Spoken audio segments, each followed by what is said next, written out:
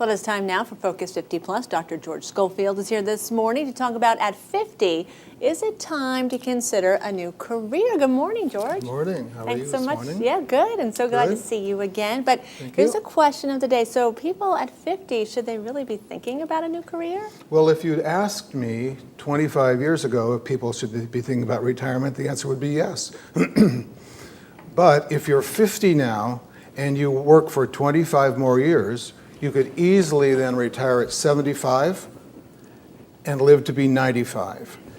If you need $50,000 a year between the time you're 75 and 95, that means you need $1 million. Oh, my goodness. So if you start saving at 50 for retirement,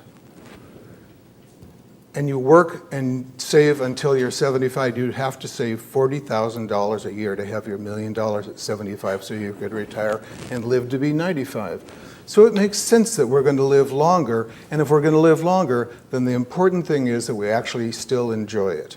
So it's time for people not to leave what they're doing and not necessarily to be unhappy with what they're doing, but to understand that if you're going to work another 25 years, it would be great for you if you really enjoyed what you're doing. How many folks, when they're in college, they pick the career that they should stick with or is really relevant as they age? Is there?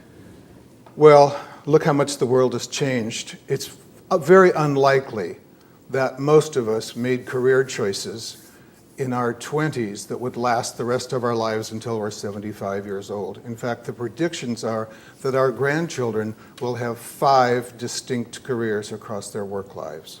Oh, my goodness. So how do we stay ahead of the curve then? Well, the best thing that you can do now is to begin to investigate.